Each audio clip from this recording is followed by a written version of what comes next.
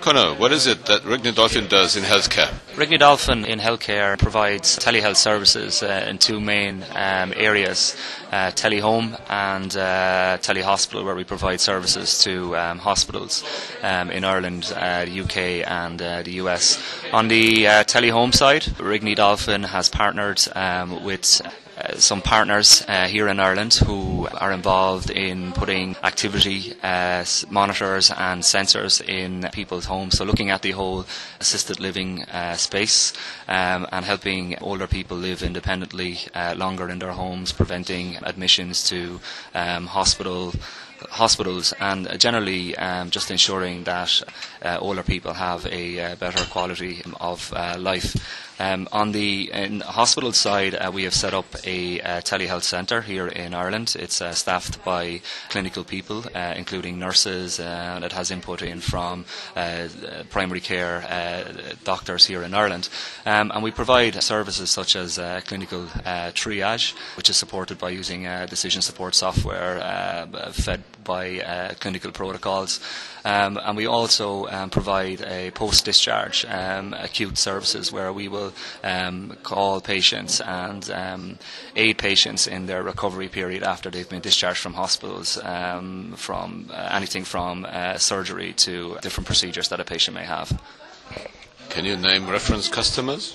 Yeah, I suppose on the telehome side, we're involved in a pretty exciting project called Cara Well, and this is a collaboration of a few different companies and ourselves and the Casala group, which is based out of Dundalk Institute of Technology, and I suppose our most high-profile hospital customer would be the Cleveland Clinic in the US, which has 6,000 beds and over 46,000 employees, and actually has over 4 million patient visits a year.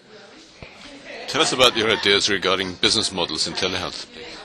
Yeah, well, I suppose that is the challenge for everybody. I think on the home care side, what we're looking to do is maybe build some different models.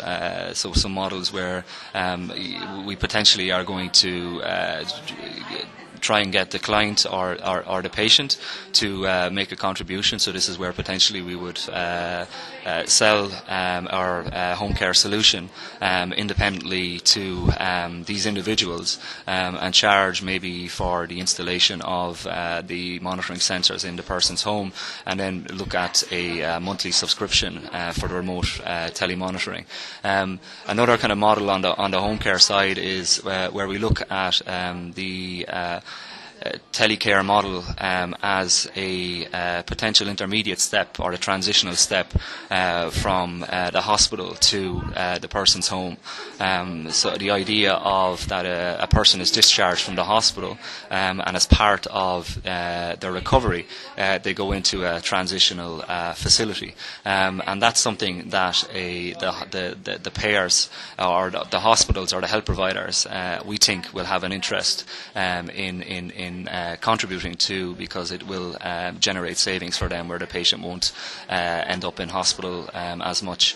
On the other side of our business in relation to the hospital services, our return on investment models prove that we prevent unnecessary readmissions. Again, this is delivering savings to our customers, and as well as that, we're also improving patient satisfaction and patient outcomes, and a lot of our patients that we're speaking to are recommending the hospitals and the physicians that they're seeing to other patients, so this is driving revenues into the hospitals as well.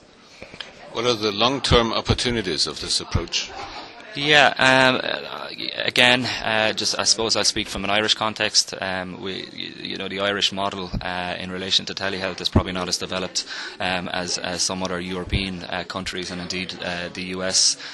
So there's certainly something going to happen here. We believe from an Irish public health sense of view. We just want to be ready when the opportunities do come up. That we will, we will be at the forefront of everyone's thinking. I think people outside of the Irish context, technology is going to be very, very important, and people need to be open to adapting new technologies as they come on board. And there might have been a viewpoint, I think, up to now maybe that older people couldn't use the technologies that are available, but in fact a lot of our research in terms of the home care projects that we have prove that older people can use these smart technologies in the home, and these technologies are becoming easier and easier to use, such as touchscreens and the likes. Conor, what is it that Rigneydolphin does in healthcare?